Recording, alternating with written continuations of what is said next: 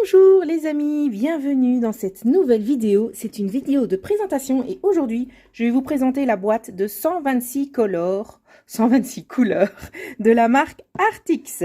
Alors ici, c'est la boîte complète. Donc après avoir sorti une boîte de 72 couleurs, maintenant ils ont sorti la boîte de 126 couleurs. Et donc c'est la marque qui m'a envoyé cette boîte pour que je puisse les essayer et leur faire part et vous faire part de mes impressions à propos de ces crayons.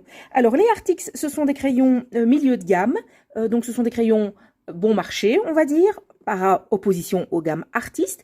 Donc moi, la question que je me pose toujours avec ces crayons-là, c'est est-ce que on arrivera à un rendu suffisamment vibrant et à un blending suffisamment homogène pour que je puisse conseiller cette marque aux personnes qui n'ont pas l'envie ou pas le budget d'investir immédiatement dans des crayons de gamme artiste. Donc je leur ai dit directement quand ils m'ont envoyé la boîte que en général j'étais très déçue par tous les crayons milieu de gamme parce que j'arrivais jamais à avoir un rendu qui me satisfassent vraiment. Et donc, ils sont tout à fait à l'écoute des différentes remarques que je pourrais leur envoyer. Alors, aujourd'hui, avec vous, ce que je vais faire, c'est que je vais, bien entendu, vous détailler le packaging des crayons, l'aspect général des crayons. Ensuite, en chapitre 3, on va regarder ensemble le nuancier et les atouts que ces crayons ont en matière de nuancier.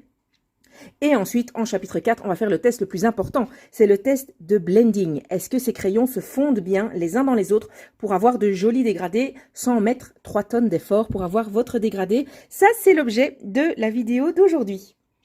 Alors, on commence tout de suite avec le chapitre 1, le packaging. Les Artix se présentent dans une boîte rectangulaire, comme ça.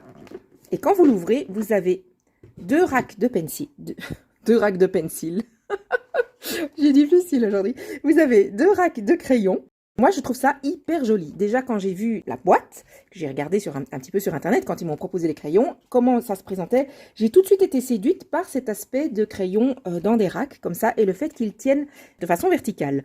Maintenant, ceci a certains inconvénients que je leur ai déjà précisés et que je vais vous détailler aussi maintenant.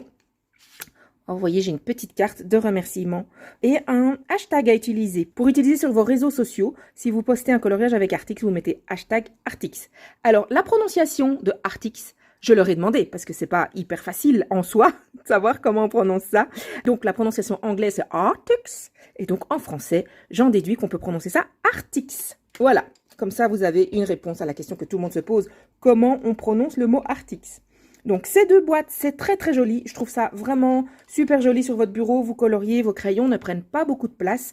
Maintenant, l'inconvénient, c'est que les deux racks sont séparés. Ils sont pas solidaires, vous voyez. Et donc, quand on les met dans la boîte, si vous prenez comme ça, en fait, la boîte, elle se désolidarise. Vous voyez, si vous le prenez simplement à une main comme ça, mais vous avez juste le couvercle en main. Vous n'avez pas la boîte. Donc, ce qui est important de faire, c'est toujours transporter votre boîte à deux mains pour pas perdre un morceau de votre boîte et que vos crayons ne tombent pas par terre. Moi, ce que j'ai fait, c'est que j'ai gardé le petit plateau en frigolite qui était fourni avec. Et donc, quand je range mes Artix, je les range dedans. C'est juste la bonne taille, évidemment.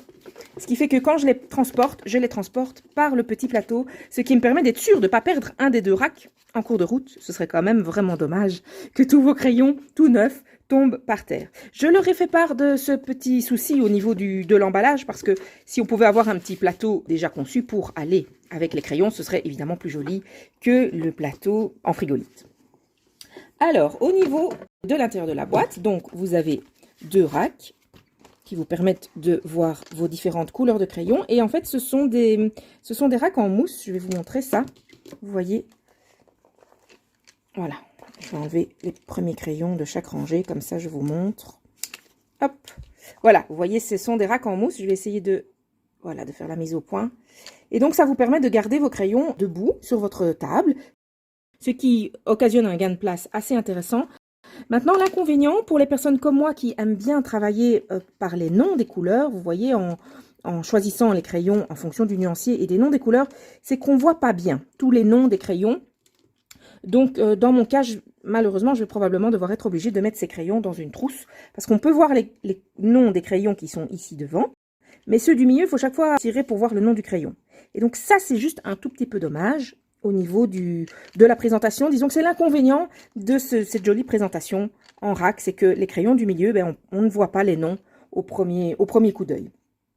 Alors, les crayons eux-mêmes. Voilà, c'est bizarre, je vous prends un couleur lavande.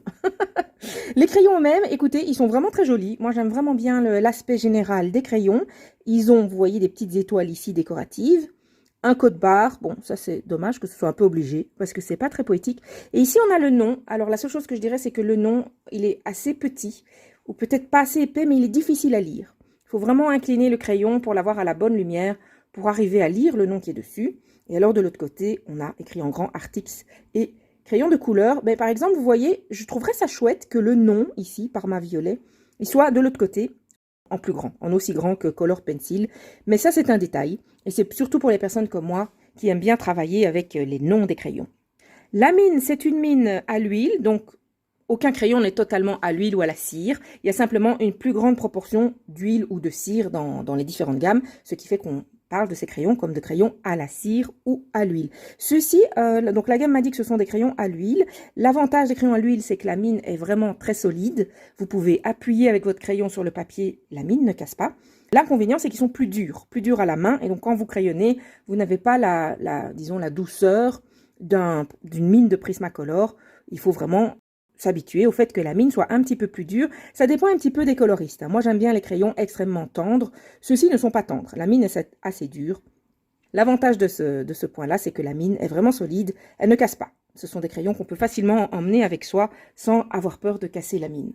Alors, au niveau de l'épaisseur du crayon, en fait, ce sont des crayons d'une épaisseur tout à fait classique, comme les Prismacolor, je dirais. Donc, pour la prise en main, c'est la bonne épaisseur. Je préfère des crayons de cette épaisseur-ci. Si on prend par exemple les Chromaflow qui sont beaucoup plus fins, je me fais beaucoup plus vite mal à la main quand je colorie avec. Ceux-ci, ils ont vraiment la bonne épaisseur et alors j'aime vraiment bien que ici au bout, vous voyez, on a un petit arrondi avec la couleur dessus. C'est vraiment très très joli. Au niveau de la couleur qui est sur le crayon, elle ne correspond pas tout à fait à la couleur qui est sur la page. Donc ça, c'est quand même important de le savoir.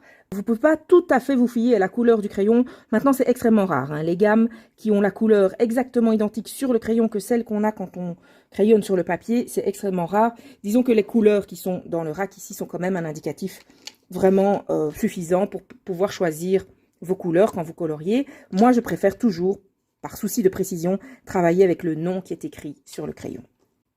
Alors, maintenant, on va passer au chapitre 3, le nuancier. J'ai 2 nuanciers à vous proposer et un troisième que j'ai fait moi-même.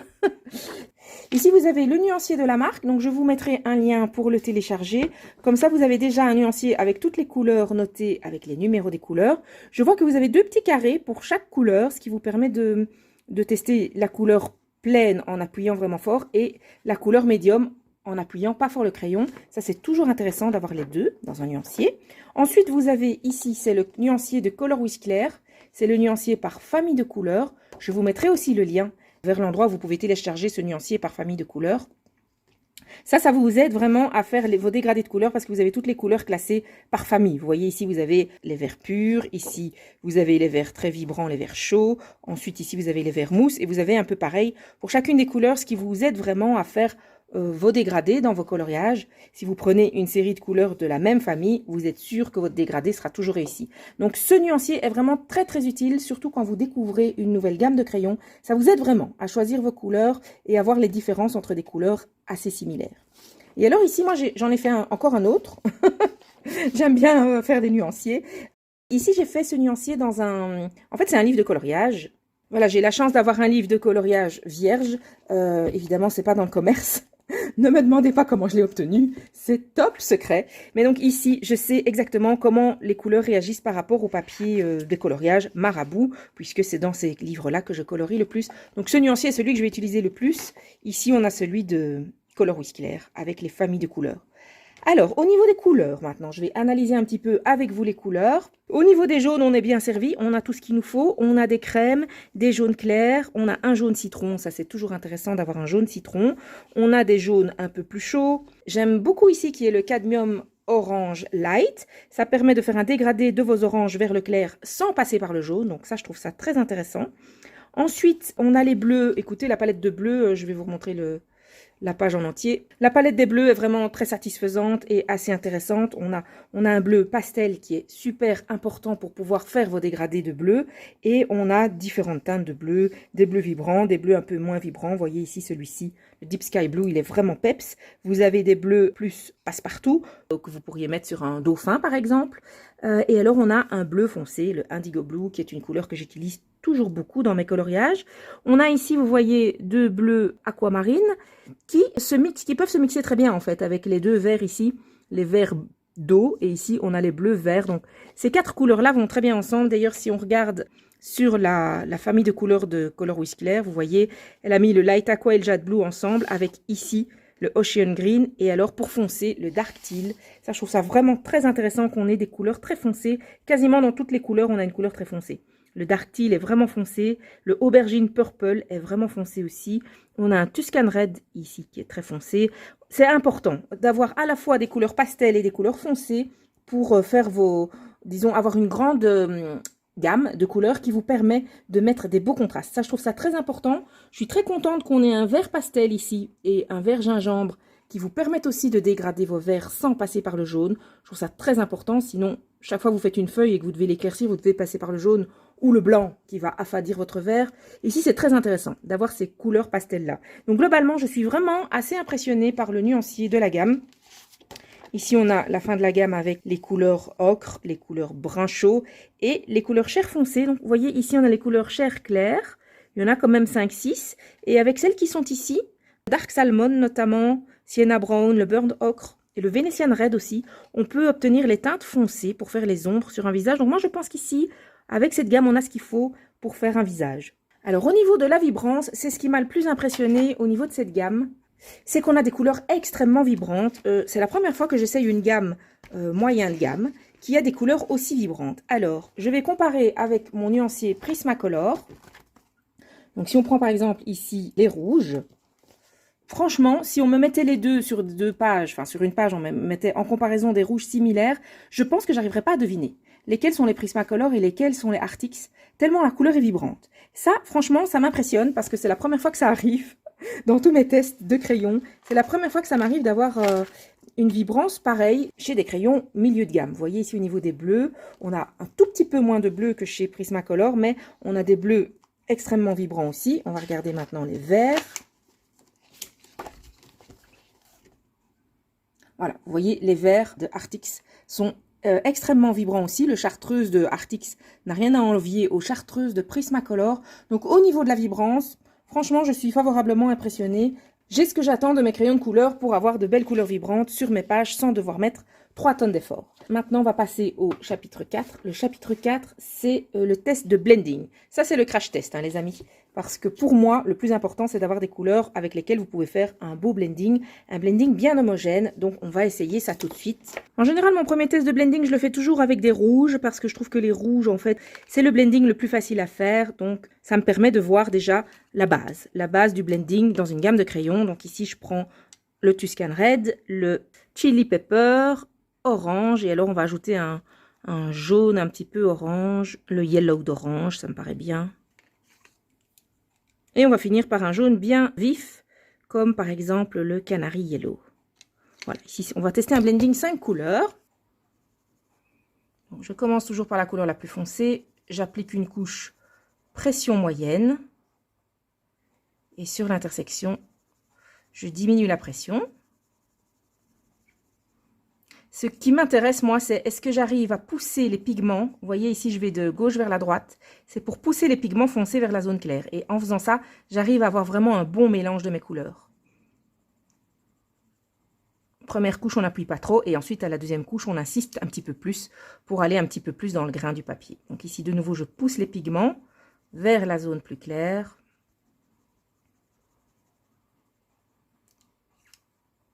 Voilà, en utilisant les crayons ici sur une surface un peu plus large, comme une surface pour faire mon petit rectangle de blending. Voilà, je sens qu'ils sont plus durs, hein. Ils ne sont pas aussi tendres que les Prismacolor. Ce sont des crayons plus durs. Mais j'ai l'impression que le blending se fait quand même bien. C'est la deuxième couche qui va nous dire comment ça se passe. Je repasse avec le Tuscan Red et j'appuie un petit peu plus.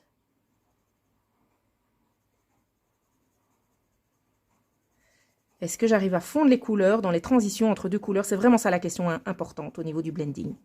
Souvent, c'est sur ce point-là que je suis déçue par les crayons milieu de gamme et qui fait que même si j'ai acheté la boîte, je ne l'utilise pas. Parce qu'on peut toujours faire du blending avec toutes les gammes.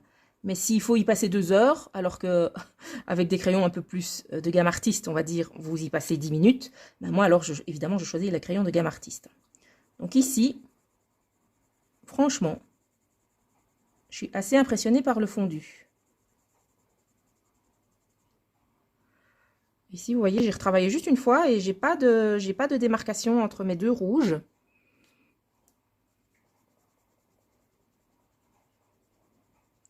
L'orange ici, je m'en sers pour pousser les pigments rouges. Ça va, les pigments se poussent. Ça, c'est quand même le plus important. S'ils restent figés à l'endroit où vous les avez mis, pour moi, les crayons n'ont pas d'intérêt, mais ce n'est pas le cas ici. J'arrive à les pousser.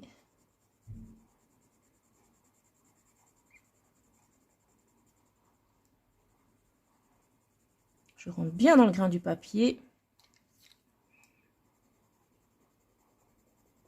Voilà, dans les couleurs claires, c'est un tout petit peu plus difficile. Faut que je remette un petit peu de cette couleur sans trop appuyer. Je pense que je vais y arriver sans trop de difficulté.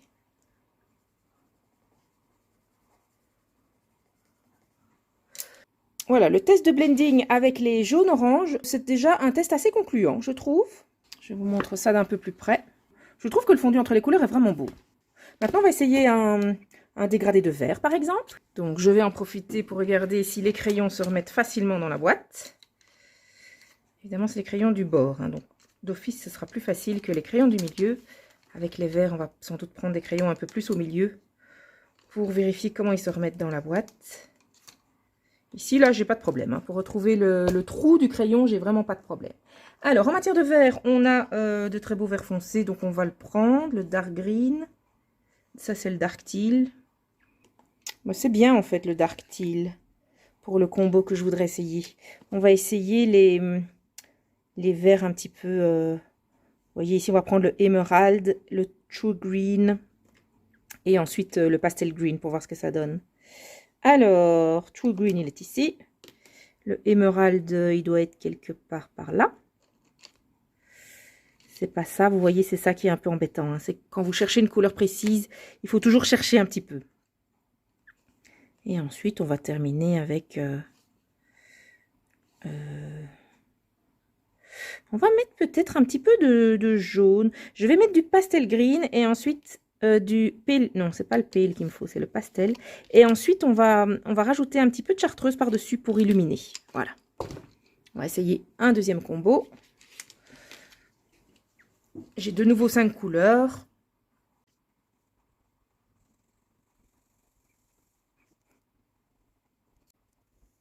Émeraude. Premier c'était dark teal, ensuite émeraude. Ensuite true green.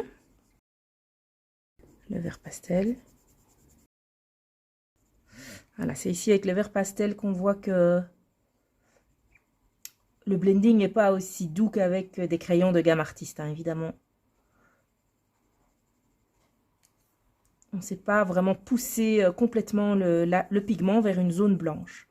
Maintenant, à l'intérieur de différentes couleurs, on sait pousser les pigments pour avoir un beau blending, mais utiliser les zones blanches pour envoyer les pigments sans avoir colorié dessus, ça m'a l'air quand même un peu plus compliqué. Non, c'est normal, hein, ce ne sont pas des crayons de gamme artiste qui coûtent un prix de fou. Donc ça, je voulais aussi vous dire au niveau du prix. Les Arctics, ils sont à 70-75 €, plus ou moins, la boîte de 126 crayons. Donc c'est quand même un prix vachement avantageux. Et pour la sortie de cette vidéo, la gamme va sortir une réduction sur Amazon France. Donc vous aurez pendant 3 jours, à dater de la sortie de cette vidéo, une réduction très importante sur Amazon France qui pourrait être de 40%. Hein. Donc si vous êtes intéressé par acheter ces crayons, n'attendez pas, puisqu'il y a une réduction ici. Il y a un code promotionnel automatique. Hein. Si vous achetez le crayon, ils seront automatiquement au prix réduit. Et ça, vous pourrez voir directement sur Amazon, si vous allez voir, avec mon lien qui est en bas dans la barre d'infos.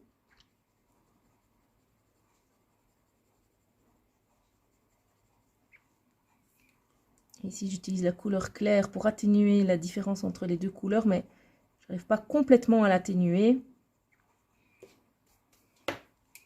Voilà. Voilà, je vous montre le combo vert. Donc vous voyez ici le blending, il est vachement bon dans les couleurs foncées par rapport au blending vers la couleur la plus pâle. C'est un tout petit peu plus difficile. J'y ai pas passé beaucoup de temps, hein. Comme vous voyez, je l'ai fait bim bam boum en 2 couches. Ici, c'est un tout petit peu plus difficile. Donc sur le blending vers les couleurs claires, c'est là qu'on voit que ce sont pas des crayons de gamme artiste. Mais sinon, pour le blending avec les couleurs foncées, franchement, les crayons se défendent vraiment, vraiment très très bien. On va faire un dernier petit blending et puis il sera déjà temps de vous donner mes conclusions générales sur ces crayons. Alors, je les remets dedans. Vous voyez, ça c'est assez... voilà, la boîte, on la tient en main correctement. C'est pas compliqué de les remettre dedans. Voilà, je le pousse à l'endroit où je pense qu'il y a le trou et ça rentre facilement. Donc ça, c'est quand même intéressant de savoir qu'on peut les remettre facilement dedans.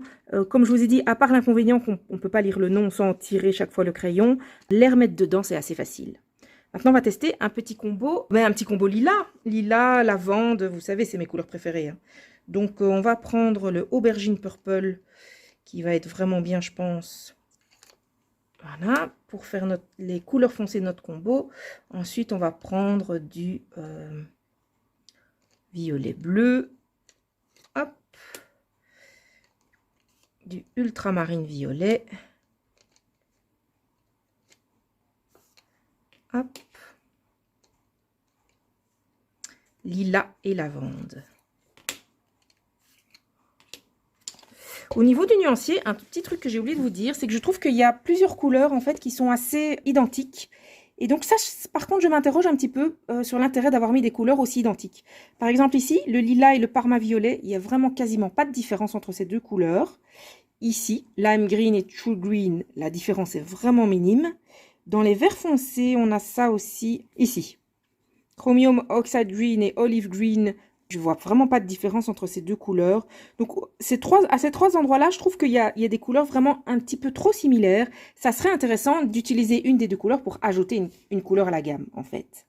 Mais sinon, au niveau des noms des couleurs, ça j'ai aussi oublié de vous dire dans la partie nuancier, ce sont des noms tout à fait classiques et vous vous y retrouverez facilement si vous avez déjà l'habitude de colorier. Magenta, c'est vraiment la couleur à laquelle on s'attend quand on prend un crayon magenta. Mulberry, c'est une couleur connue aussi. Chromium Oxide Green, ça c'est une couleur qu'on retrouve chez Polychromos et c'est plus ou moins le même genre de couleur. Lilas, lavande, parma violet, ce sont des couleurs qui existent dans d'autres gammes et qui correspondent plus ou moins à la couleur qu'on a ici dans la gamme, le True Green aussi. Donc, je trouve ça intéressant on n'a pas cherché l'originalité dans les couleurs. Personnellement, je préfère avoir des couleurs qu'en lisant le nom de la couleur, je sais immédiatement quelle couleur on a. Ça, je trouve ça vraiment intéressant. Alors, on va maintenant essayer notre petit combo violet parme. Vous savez, mes couleurs préférées. Je vais garder le dark pour après, le aubergine purple, et on va commencer avec le violet bleu. Vous savez à quel point je suis fan des couleurs lavande, violet, tout ça. Donc ici, je suis vraiment contente qu'il y ait une belle gamme. Il y a vraiment une belle gamme, à part le fait que le lilas et le parma violet sont quasiment identiques. Sinon, le dégradé ici de violet, il est vraiment très très beau. Donc j'ai trop hâte de le tester sur un dégradé. Alors ici, c'est l'ultramarine violet. Je pousse les pigments, ce qui se fait assez bien dans les couleurs foncées.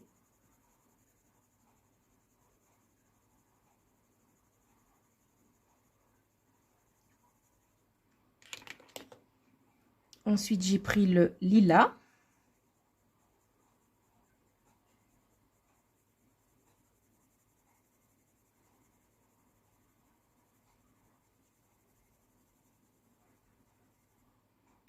Et puis, je prends le lavande, qui ressemble franchement assez bien à la couleur disparue lavande de chez Prismacolor.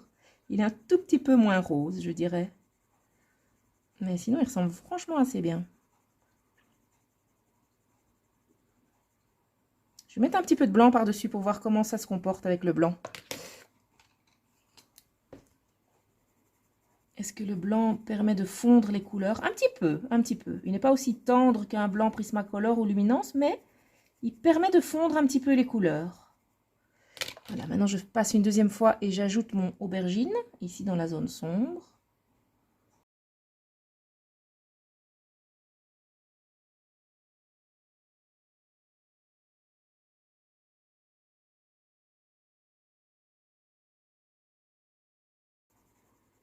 Alors comme vous voyez, les crayons font beaucoup de petites miettes sur le papier. La plupart des crayons font ça. Donc ne les enlevez pas avec la main, sinon vous risquez de faire une ligne pigmentée sur le papier avec votre main. Utilisez une petite brosse à maquillage pour faire ça. Voilà, franchement je trouve que ces crayons se défendent pas mal au niveau du dégradé. Par rapport au blanc, on n'a pas un blanc aussi crémeux que celui de Prismacolor ou de Luminance. Il ne faut pas oublier qu'on est dans des crayons milieu de gamme, des crayons bon marché. Et je trouve que pour les crayons bon marché, ils se défendent vraiment bien. Donc maintenant, on arrive au terme de cette vidéo. Je vais partager avec vous ma conclusion sur les crayons Artix. Évidemment, cette conclusion sera peaufinée quand je ferai un coloriage avec ces crayons dans un livre de coloriage. Je ferai une petite vidéo à part pour colorier avec vous une petite illustration dans un livre de coloriage. Mais dans l'immédiat, ma conclusion, c'est que les Artix sont une très bonne alternative milieu de gamme pour les personnes qui n'ont pas envie d'investir dans des crayons de gamme artiste qui sont évidemment beaucoup plus chers ou qui n'ont pas le budget, ou les personnes qui commencent à colorier, qui n'ont pas envie d'acheter un set cher pour commencer, pour au cas où cette passion ne leur parle pas. Je pense qu'à ce moment-là, les Artix sont vraiment une bonne gamme pour arriver à avoir des couleurs vibrantes et des dégradés corrects sans s'épuiser. Voilà, c'est une bonne gamme milieu de gamme. Évidemment, je vous dirai jamais que c'est aussi bon qu'une gamme artiste et je pense que c'est pas leur but d'être aussi bon qu'une gamme artiste. On peut pas faire des crayons à 70 € la boîte de 126, la même chose que ce qu'on fait avec des crayons de 250 € la boîte. Évidemment, c'est pas possible. Donc ça, il faut pas se leurrer. Vous n'avez pas le même résultat exactement avec des crayons milieu de gamme qu'avec des crayons de gamme artiste. Mais de tous les crayons milieu de gamme que j'ai déjà essayés, les Artix, ce sont les premiers que vraiment je peux vous recommander chaleureusement. Je remercie beaucoup la société Artix de m'avoir envoyé cette boîte parce que ça fait un moment que certains de mes abonnés me demandent quel crayon je leur conseille pour débuter quand ils n'ont pas envie d'acheter une gamme artiste. Et c'est ce que j'ai dit à Artix quand ils m'ont proposé leur gamme. Je leur ai dit, écoutez, moi, habituellement, je colorie pas avec ces crayons-là. Je colorie que avec des gammes artistes parce qu'une fois qu'on y est habitué, on y prend goût à la facilité de réalisation de coloriage avec des gammes artistes. Mais je suis à la recherche de crayons milieu de gamme à un prix raisonnable pour mes abonnés qui me le demandent. Eh bien, franchement, si c'est ça que vous cherchez, des crayons milieu de gamme, je vous conseille réellement les Artix. On a un rang assez large de couleurs. Les blendings se font facilement. La mine est un petit peu dure. Ça, c'est un point légèrement négatif, que la mine soit un petit peu trop dure. Mais l'avantage de ce point négatif, c'est que le crayon est assez solide et la mine ne casse pas quand on taille le crayon. Donc ça, c'est quand même un point important de savoir que les crayons sont relativement solides. Si vous voulez les prendre avec vous en voyage ou en week-end, vous ne devez pas avoir peur de les casser. Le petit bémol, c'est au niveau de la boîte. Le fait que les deux boîtes ne soient pas solidaires quand on transporte le paquet. Si vous les prenez ici, vous avez tout qui tombe de la boîte. Ça, c'est un petit peu dommage. Maintenant, c'est juste une question de packaging. Et on est très nombreuses à utiliser des trousses pour mettre nos crayons. Donc, je pense que ce niveau-là n'est pas trop dérangeant. Si vous aimez avoir vos crayons classés par couleur et par nom, simplement mettez-les dans une trousse. Donc en conclusion, je vous recommande ces crayons. Si vous cherchez des crayons milieu de gamme, vous avez des couleurs vibrantes, vous avez un blending qui se défend, même s'il n'est évidemment pas aussi bon et aussi doux et aussi facile à réaliser qu'un blending avec des crayons de gamme artiste. Je trouve que franchement, cette gamme-ci se défend vraiment bien.